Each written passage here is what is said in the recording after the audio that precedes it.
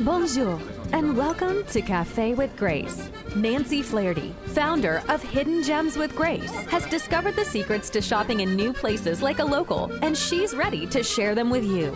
She's explored side streets and back rooms to discover the perfect boutique, offering you that item that you will always treasure, your very own hidden gem.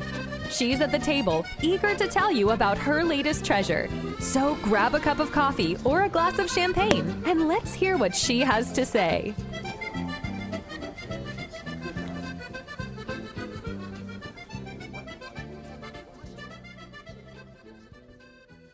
Welcome back, listeners. Here is episode 2 of my conversation with Maggie Jackson from MaggiKnits.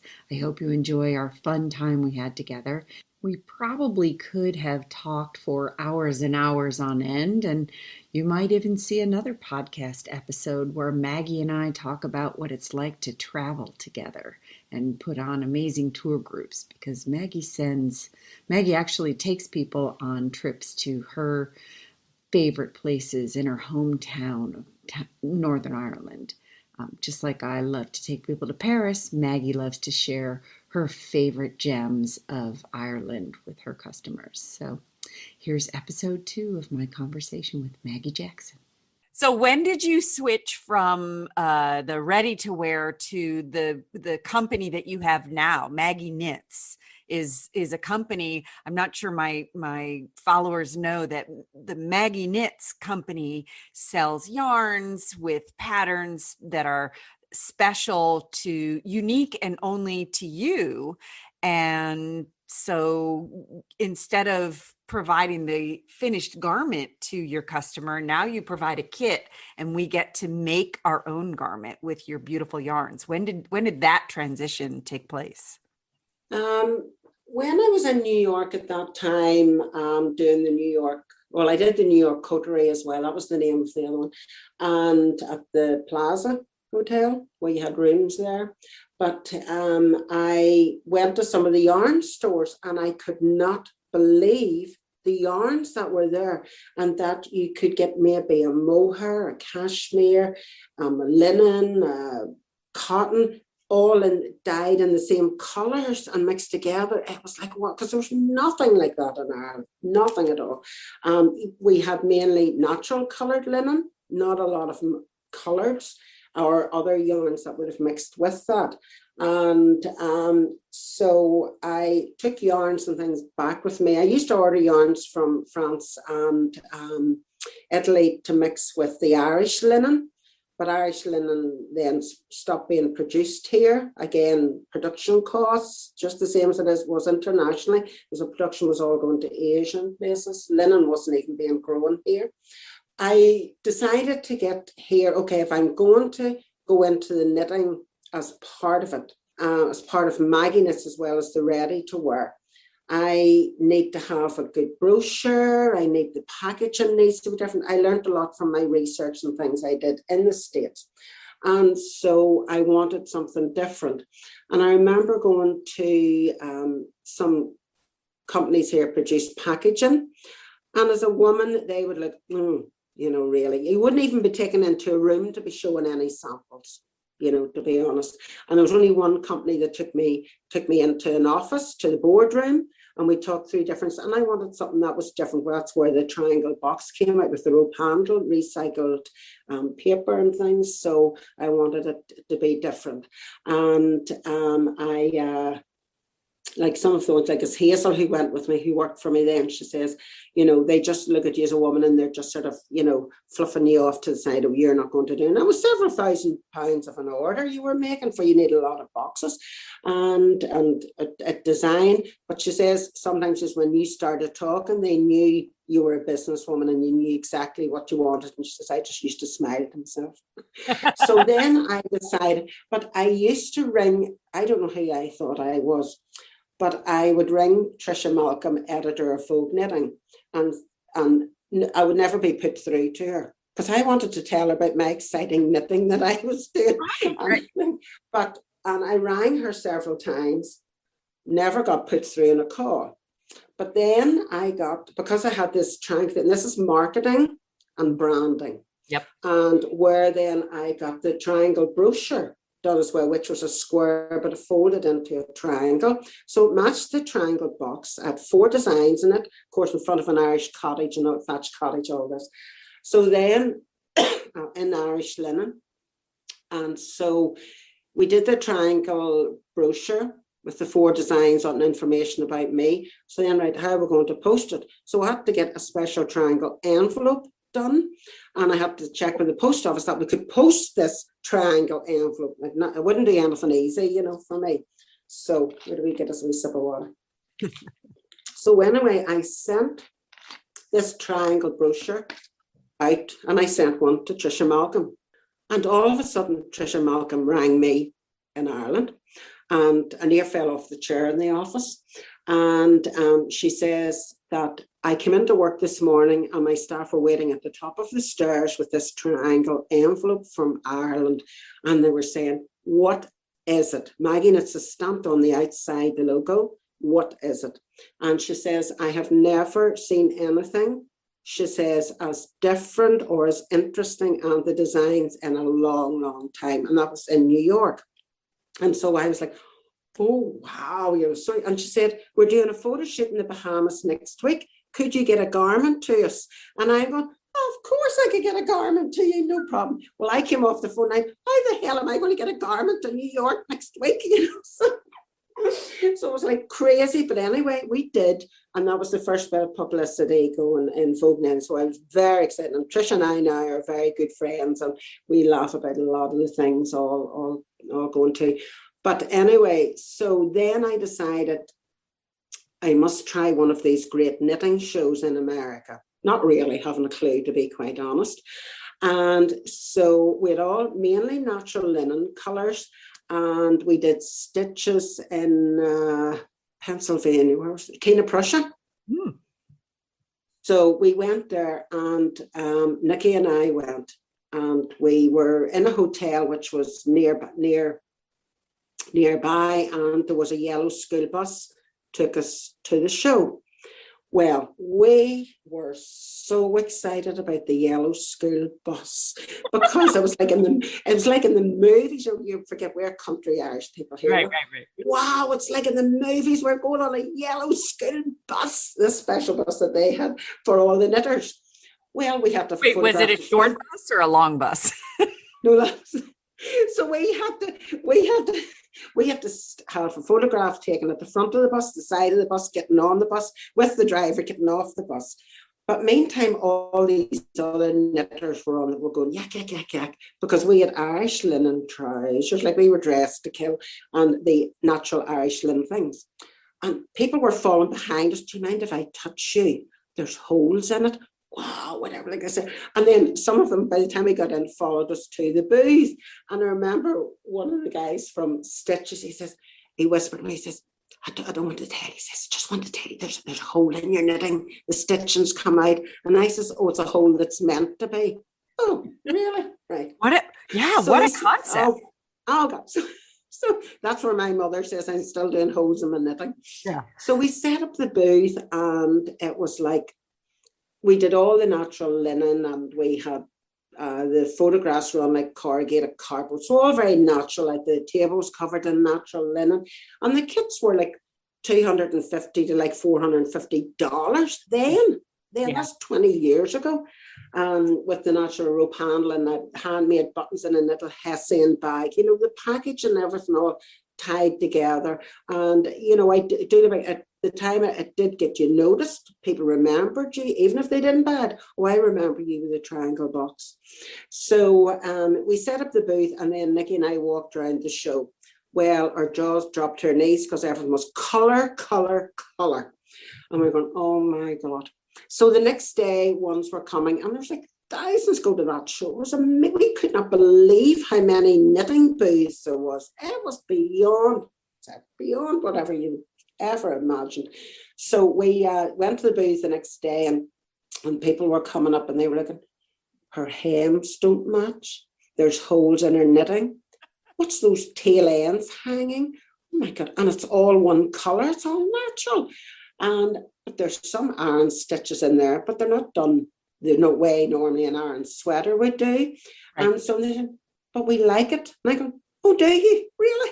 And then we would say to them, do you want your cardboard box, triangle box put in the bag? Oh no, I want to walk around this show and people know I paid $350 for this yarn. Yeah. Oh my God. So started it, and then things went on. So really, I had an office in New York then, and I shared with another Irish company. And to be honest, it was a very difficult financial time for me because I'd 5 people back in the office in Belfast. I'd all these knitters, and really our ready-to-wear sales were going down because it wasn't just ready-to-wear knitting. We were doing Irish linen trousers, skirts, jackets, blouses to match that all, and just keeping the office going in New York, keeping the office going in Belfast, and literally I spent many a night crying, and I was just getting more in debt because we were doing more knitting, which are the kits, which really didn't need all these works to do the ready to wear and sewers and things.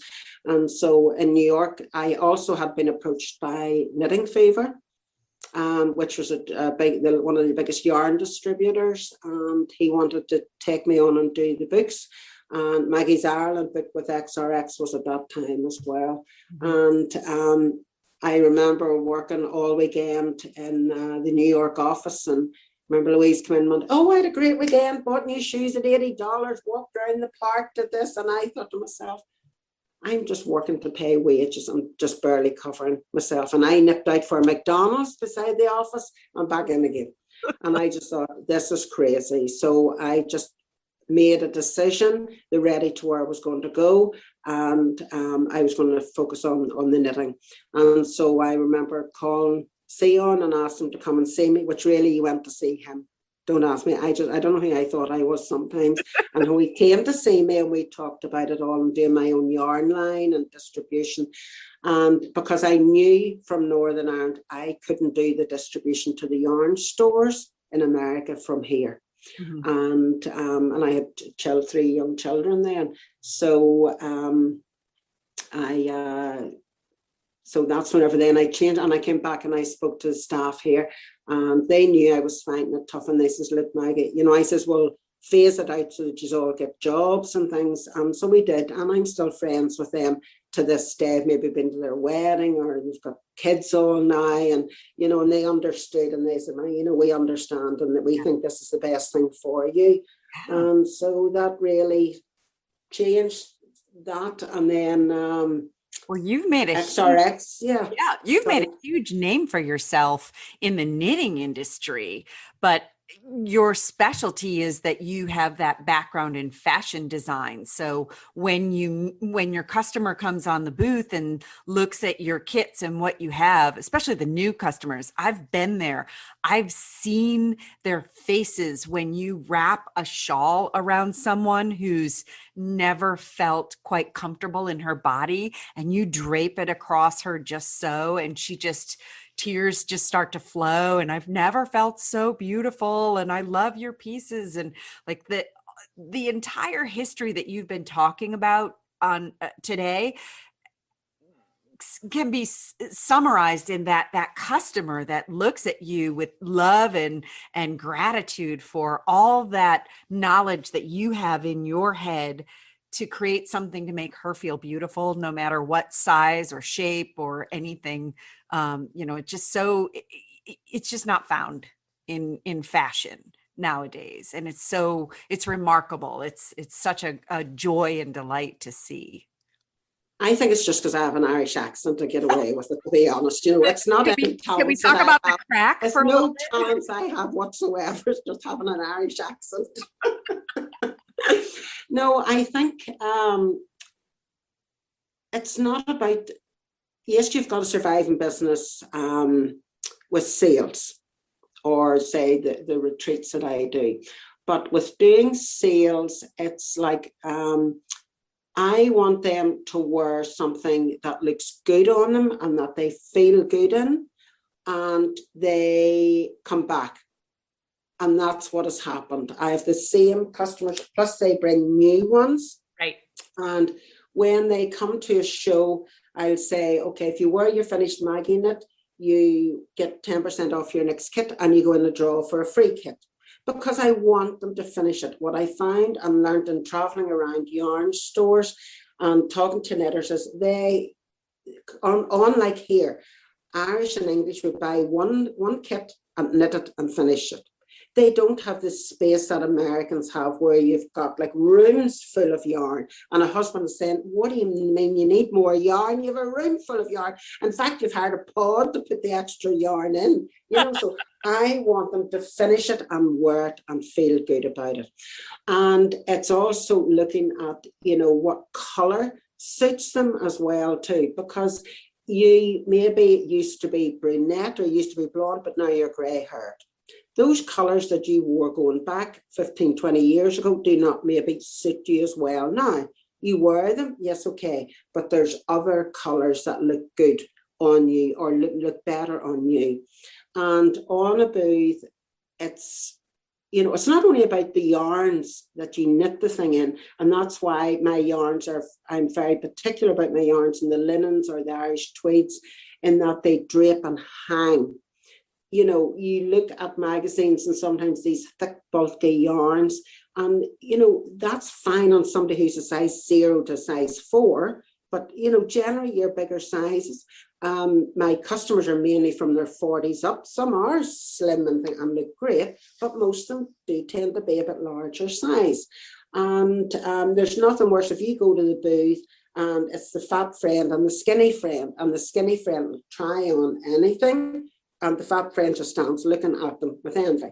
Whereas I would always say to the other person who's the bigger size, and I'm not skinny now either, would you like to try something on?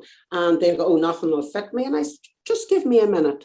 And that is really when you put something on them and the right colour. And I've had them in tears and they've said, I thought I could only wear scarves. I never thought I would, look glamorous. Right. And sometimes you have to adapt it. Maybe you've got people who vary from 4'5" to 6'2", and bigger sizes, and and having the right color on them is so important.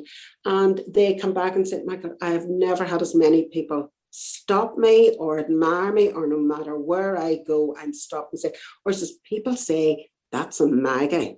Mm-hmm. And that's there. People recognize it. Mm-hmm. I do have a signature look and people recognize it. And it's like somebody said, I was in church the other day and 5 rows up, I could see she was wearing a Maggie church. She's like, couldn't wait to see her afterwards to ask her what it was. But those customers will walk around the shows with the finished garment and they will send other people to the booth, and that increases sales too, because they walk around, they know they look good in it, they feel good. And I have learned a lot in doing it, and traveling around and working with the different people, different sizes and things. It's I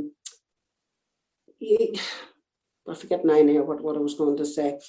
It's when I went from the fashion world to the knitting world, people say you were ahead of your time, because it was so different going from the fashion world to the knitting world.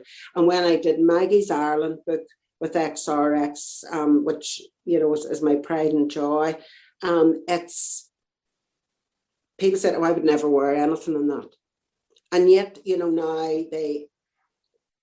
one of the big designers, knitwear designers, I'll not say his name over there, says you changed the knitting world. He says, when you came, he says the things that nobody was doing, holes in knitting or different shaped hems on things. And, and I did the dipped hem to side because it made you look taller and slimmer as opposed to straight across. Mm-hmm. And, looser and, moss stitching, not clinging to you, because people knit sweaters and they never wore them. All these people walk around these shows, thousands and thousands, and so many of them are not wearing anything knitted. Why? Right. And for me, when you knit something and you put it on, you want it to feel like a second skin. Mm-hmm. You're not feeling bulky or awkward, and it just drapes and hangs on you. Right. And that's where, in having samples at the booth and trying them on people, they get to feel what it's like, and they see what they look like and color wise. And I've had a lot of ones at the booth who've been maybe on other booths opposite me, and they said, oh my goodness, we just love watching the people coming on trying the things on the booth, because their face changes, their stance changes. And you know, and like I've had customers who've spent like $1,800 on yarn, and they still have to knit it. My mother says I should be ashamed. Honest to God, Mommy, she says I should be ashamed of myself.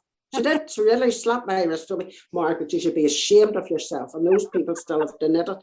But they would, there's maybe some of the kits of the things, and they would say to me, I'm not too sure about these ones, but I didn't want to put my order in till I check with you, because I know you'll tell me the truth. Right. And you're You so know, good at that. and the right color. And, you know, and so that to me is so important. And that's really what about the business, the knitting side up on. And even to when I did the first knitted dress, and now you have knitted dresses are all in this right. winter coming, this winter, there's knitted dresses is very much in. Knitted shorts. I think I sent you a knitted shorts. Yes, you did. But it's like women who, you know, that's a lot of knitting in a dress. And the alley dress that I did, and there was like 5 women from Florida who were all in their late 70s, who all knitted and finished the dress and came wearing it. And I literally had put tears in my eyes. And I take things personally. It's very personal to me, you know, everything. You know me, what I'm like. But and I've done several knitted dresses since that. And even, you know, for bigger sizes, and it's made them look slim in the linen. It's loose, it drapes well. Knitted baggy skirts that have a fashion look to them with matching sweaters. You know, and it's like a lot of the designers do a knitted sweater. As a fashion designer, I don't see it as a sweater or a shawl. I see whether it goes with a cardigan, the colors it goes with, the type of skirt, you know, or I see a total look, and that's my fashion background thing.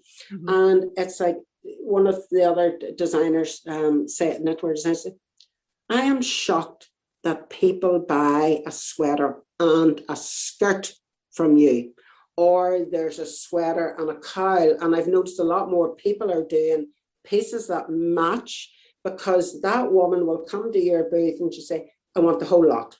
And it's like in, say, fashion show, it's stitches. You know, people give Rick a sweater or a shawl. I give him the whole outfit. Right. Because I have the knitted pants or the knitted top or the shawl, whatever it is, and it all coordinates. And people come to the booth and they want the whole lot.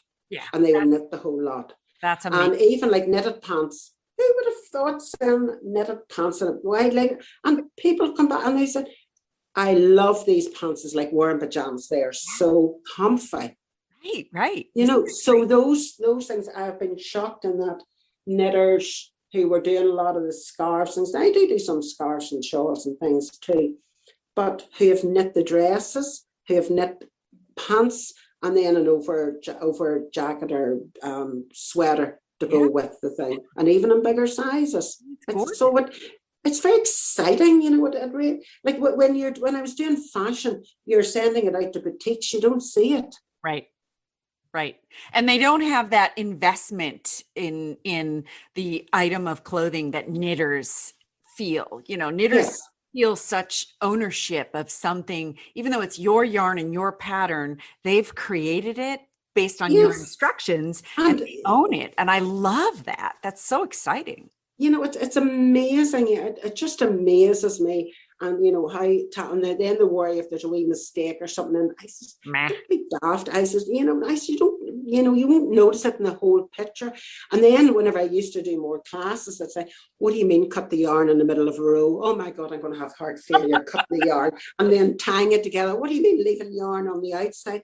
I says, it's all right. Have another sip of your wine. It's okay. You know, and so you know, I said, you know, this is your relaxation craft. Enjoy it. Have fun with it.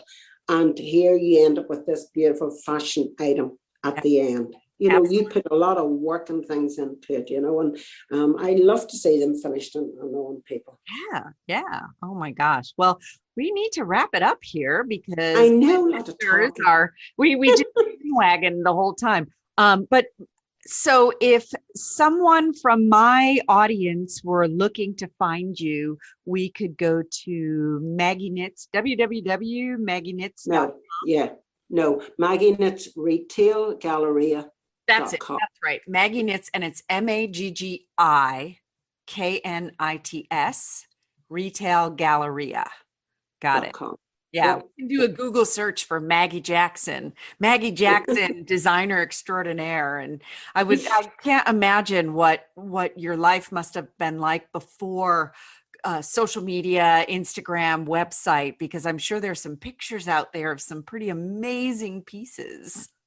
I know it's a pity, going back all the years ago, I don't have, photographs and things, because you didn't have a cell phone then, you didn't have a camera, and things. And even at the shows, the knitting shows now, it's so hard, not getting photographs of people because you're so busy on the booth and things, and I have some photographs going back when I won the Guinness Award for Design Excellence here. I've got some of those photographs and things, but it's been, but your customers make it. And, and I've missed them this past year with the COVID. Well, if anything, I would see them on the new retreats. Absolutely. No, and I would highly recommend anybody who wants to know more about Ireland or knitting or cooking, buy Maggie's Ireland, period. I'm gonna do is I'm gonna put a link to your website for the book that we're talking about, because even if you're not a knitter, but if you love fashion, if you love travel, if you love the stories behind it all, this book is beautiful. We talked earlier on about my first trip to Ireland with you, and I took that book with me on our trip, and every night I would open up the book and I used it as a journal. And so in the margins of my book, I have memories of our trip together and what happened that day in this place that the pictures are shown. So that's just a beautiful, beautiful book. So and again, book was done like 2005, but as I found, even with a lot of the designs, they're timeless, and the book is maybe timeless as well. Oh, it is timeless. And you've got your dresses and your gowns and I remember that one dress that my friend Lisa saw and wanted to knit. And what was that hotel that it was at? Sleeve Donner. Sleeve Donner Hotel, which I loved. You should do a retreat there. I'd join you there. Oh, there you go. Yeah. So once COVID is over, we will be having retreats left, right, and center. I think everybody's looking to escape. Yep, my passport is ready. Yep. Yeah, so thank you for your time today. I love talking to you, and I'm sure we might even be able to get another podcast together talking about something else, because I could talk to you forever, and the stories you have are insane, so amazing. It's the Irish in us. There's always plenty of chin wagging to be done, and whenever you have 44 years and in an industry, whatever, or in a business, whatever, you have plenty of stories to tell. It's great. It's fantastic. Thank you. Thanks for coming to Cafe with Grace. Thanks for joining us on Cafe with Grace. This is the end of episode 2 with my special guest, Maggie Jackson of MaggiKnits Retail Galleria. If you want to learn more about Maggie, go to her website, MaggiKnits, that's MaggiKnits, retailgalleria.com. You can find all of Maggie's kits and special items that she's created for the knitting community. And oftentimes she'll have samples for sale, so you can buy something ready-made. Very, very special and very rare. So when you see it, grab it. Thanks again to Maggie Jackson of MaggiKnits for joining me on these episode 1 and episode 2 of Cafe with Grace. It's Nancy Flaherty from Hidden Gems with Grace, and I hope you'll join us next week for another episode at the cafe table. I hope to see you there. Thank you for joining us at the Cafe with Grace. If you want to know more about finding hidden gems, go to hiddengemswithgrace.com and subscribe to our newsletter, or join us on our next trip as we explore more hidden gems with Grace.